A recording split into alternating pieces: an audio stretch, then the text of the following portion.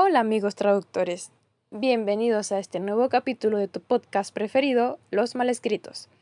En esta oportunidad hablaremos sobre ortografía y ortotipografía, dos cosas que, si bien parecen simples, nos perseguirán por siempre si dudamos al usarlas.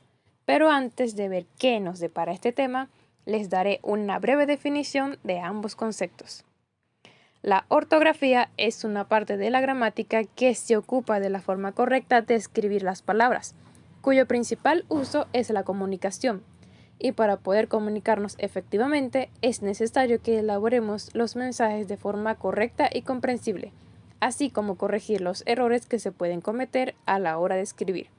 Es importante señalar que redactar sin faltas de ortografía debería ocupar un lugar importante a la hora de escribir.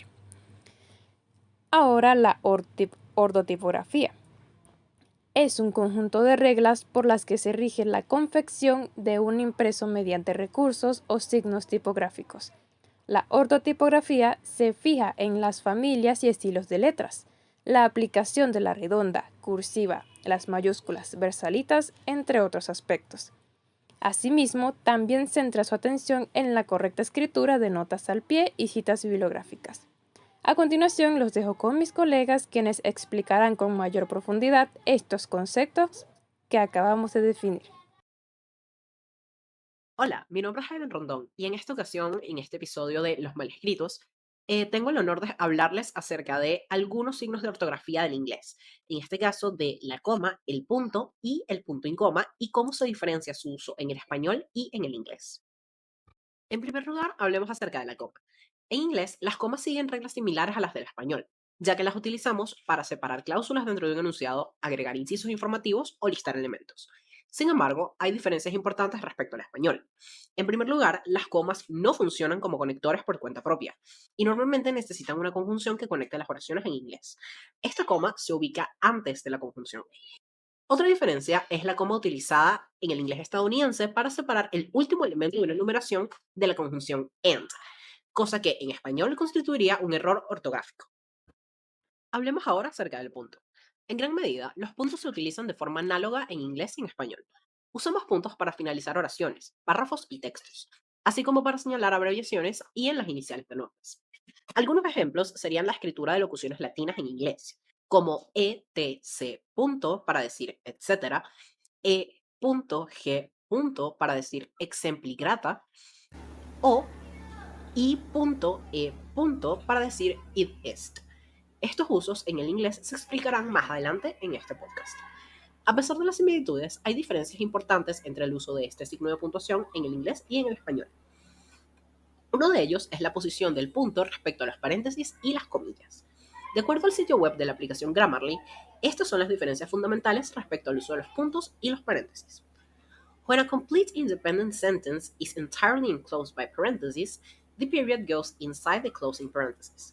But if the parenthetical material is nested inside another sentence, the period should go on the outside. Igualmente, respecto a las comillas y los puntos, indican que, in American English, periods are placed inside quotation marks, before the closing quotation mark. Esto es un contraste directo con el español, donde la regla es opuesta.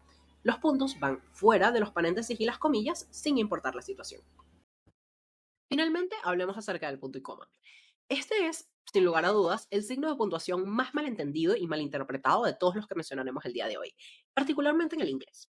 En español podemos utilizarlo cuando tenemos un párrafo que incluye demasiadas comas, pero no hay un final de la idea para poder cortar el párrafo con un punto de forma satisfactoria. Por esto solemos utilizar la coma para dividir oraciones sin que sea extremadamente incómodo al momento de la lectura. En inglés, en cambio, utilizamos el punto y coma para separar dos cláusulas principales que tienen una relación semántica, pero no una gramatical, y por ende no pueden ser conectadas dentro de la misma oración a través de una coma.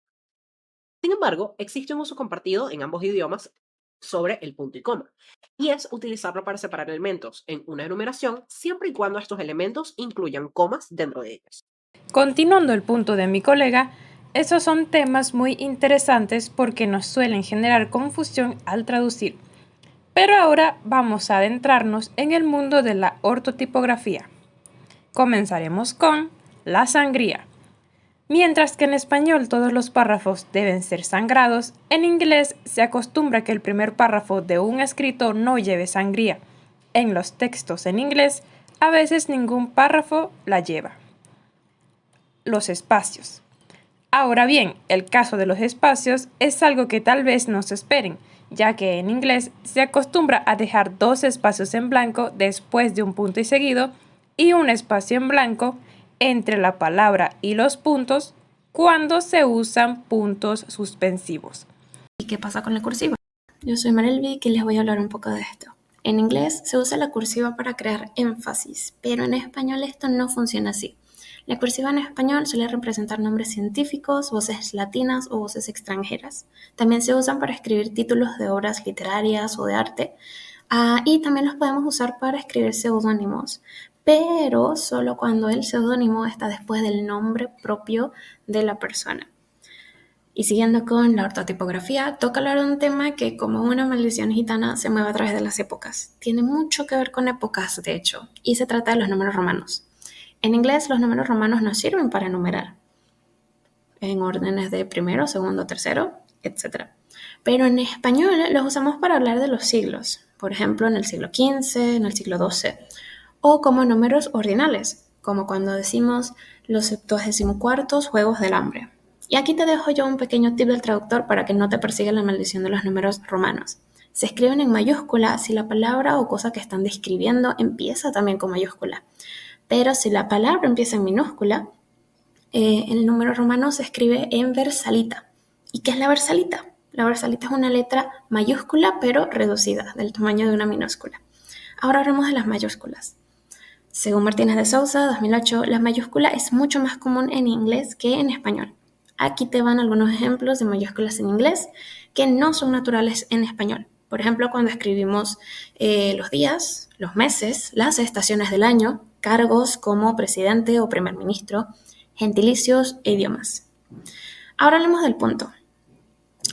Cuando vamos a abreviar en inglés, no siempre es necesario el punto. Hay ocasiones en las que sí, por ejemplo, en las locuciones latinas. Sin embargo, hay otros casos en los que no se usa, como cuando vamos a abreviar las iniciales del nombre de una persona. En español, sin embargo, el punto en la abreviación es obligatorio. Ahora, signos y símbolos. En inglés, los símbolos, en este caso monetarios, como los de la moneda de cada país o el porcentaje, van siempre unidos a la palabra que representan. Pero en español se debe dejar un espacio entre el símbolo y la palabra.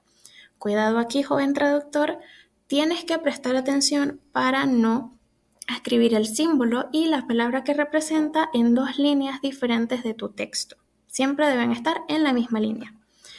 Y ahora bien, ¿para qué te sirve todo esto a ti? Como traductores, conocer a estos entes malvados de la ortotipografía y de la ortografía nos ayudan a dejar de temerle al texto. Ahora, ármense de valor y esperen en las penumbras un próximo episodio. Nosotros somos Neirin Paz. Aiden Rondón.